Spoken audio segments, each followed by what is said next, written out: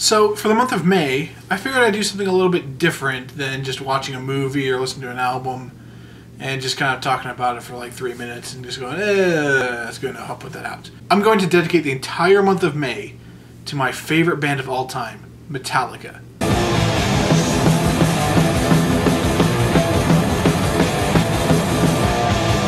I'm going to do a review of every album they've released. The good, the bad, and the unspeakable. But for something like this, I can't just do it sitting in my chair like I normally do. I need a bit of a location change. And a different outfit. Wow! I can work with this. So, welcome to Maytallica.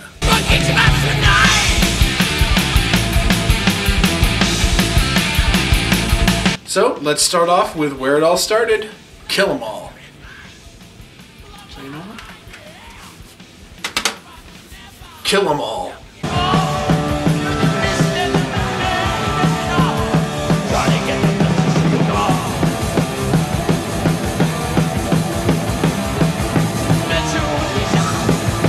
So what do I think of Kill 'em all? Honestly, I think it's Metallica's best album. It's just got such the pure essence of what metal was at the time, and the creation of thrash, and it becoming popular. Where it was just kids who just wanted to play loud, fast, heavy, hard, loud enough to make all their neighbors move away. And this record captures that perfectly. Four metalheads that combined everything great about metal at the time, put it together, and made one of the greatest albums ever. Let's go through song by song. Hit the Lights, the first Metallica song ever written. It's definitely got the this is our first song feel to it, you know, verse, chorus, solos that go on for a while. It has a lot of energy, but it's very excited. Like, we're doing this, we're writing metal, you know. Let's do this, we don't care what everyone says, we're awesome, you know, screw all you. But it does wear off a bit in the second half when it just becomes solos and drags on for a bit. But still, very intense, very good. The Four Horsemen. It's the longest song on the album, and it is awesome. It's one of my favorites. It talks about the coming of the apocalypse and how the members of Metallica are the Four Horsemen, basically. You know, death, famine, war, all that fun, happy, kid-friendly stuff. It does get a bit weird in the middle. There's, as I think James Hetfield calls it, the Sweet Home Alabama riff.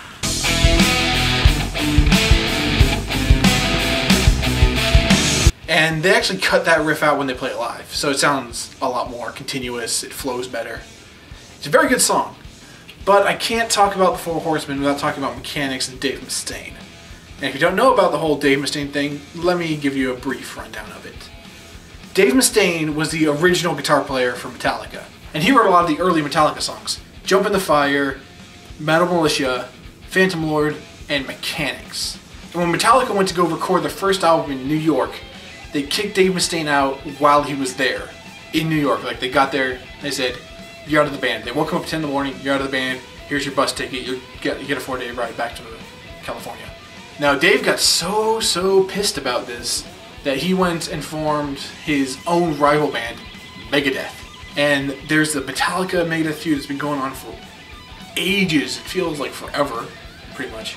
And there's still some hardcore fans that keep it going, but it's recently died down with the Big Four shows. Metallica, Megadeth, Slayer, and Anthrax all coming together and playing. When Dave left the band, they changed some stuff around in Mechanics, changed the lyrics, slowed it down a little and added some more stuff in, and called it the Four Horsemen. And if you're wondering which I prefer, the Four Horsemen and Mechanics, I like them both, but for their own reasons. The Four Horsemen has better lyrics and better vocals, as well as a cool little bridge interlude thing in there. Not so big on the Sweet Home Alabama riff, but you know, whatever. Mechanics is much faster paced, the drumming is much better.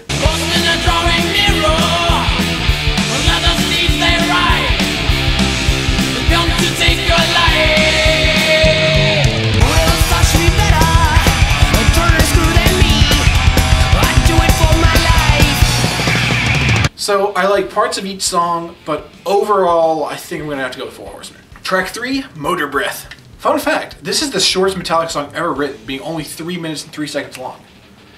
Personally, it's one of my favorites. It's just short, intense, fast, just all about cars and being cool and stuff. It's quite cool. Jump in the Fire was the second Metallica song ever written, and it's got a cool little groovy riff in it. It's a bit cheesy, for my opinion. It's not so much metal and intense, even though it's talking about, you know, hell and the devil and stuff. But it's just a little too corny for my taste. It's not bad, it's just, compared to a lot of other stuff in this album, it's just not as good. Anesthesia Pulling Teeth. I have a bit of an unpopular opinion about this song. It's a bass solo done by the late great Cliff Burton, who's a brilliant bass player, but it's just a bass solo. And it's honestly not that interesting. I mean, yeah, you got the iconic, like, the do-do-do-do-do-do-do-do-do-do-do-do-do-do. I mean, yeah, it's a good riff, but it's just kind of slow and plods along until the drums come in. It's not that good, I don't think. I mean, yeah, Cliff's a great bass player, but bass solos, I feel, are something you should do live, not do them on an album. Track number 6, Whiplash. One of the great metal anthems, just about fast, thrashy, headbanging, going nuts until you can't feel your neck or your head or any part of your body because you're in such pain because you've been headbanging and moshing, and it's an amazing song. The riff is simple as hell. It's just, you know, it's 3 notes. I mean, I can play it, and I suck at guitar, but it's just the attitude behind it, which is, a lot of this first album was just attitude and aggression, because you're like, you know, whatever, we're a bunch of drunk teenagers, we got a record deal, we're touring the US, all that stuff, we're playing with Raven and all that shit, and so like, it's metal. It's not all philosophical and deep and about war and tragedy and death, it's just about metal, which I love. On to Phantom Lord. I'm not entirely sure what to think about this song. It never really sticks with me too much past the intro. I mean, I like the intro.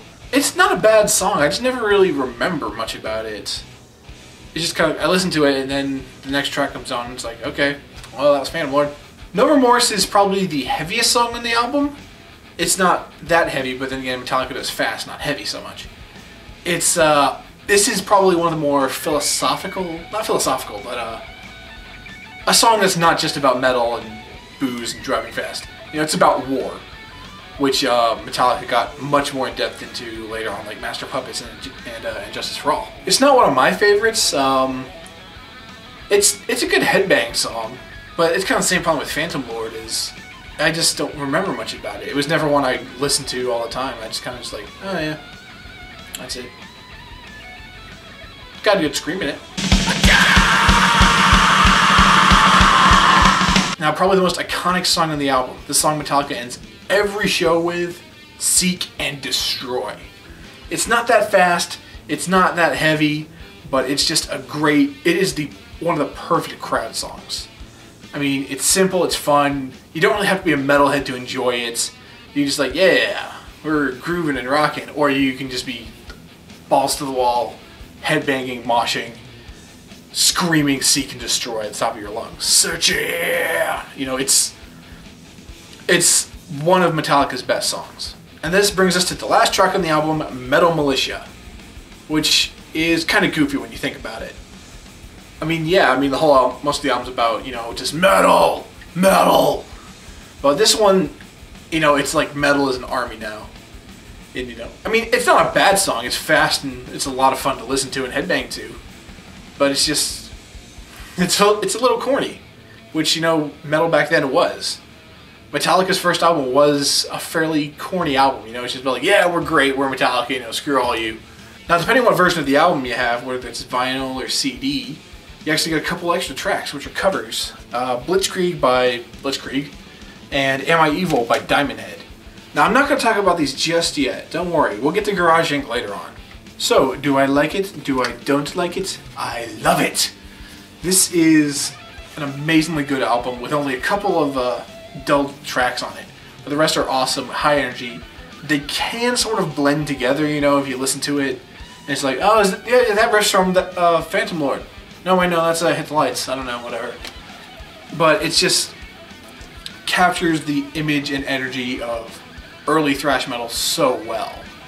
Just back when it was about having fun and just playing at 1,000,000 miles an hour. Just everyone gets drunk and has a good time.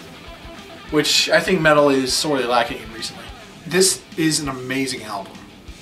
And I urge everyone to check it out. Even if you're not that big on metal, you know.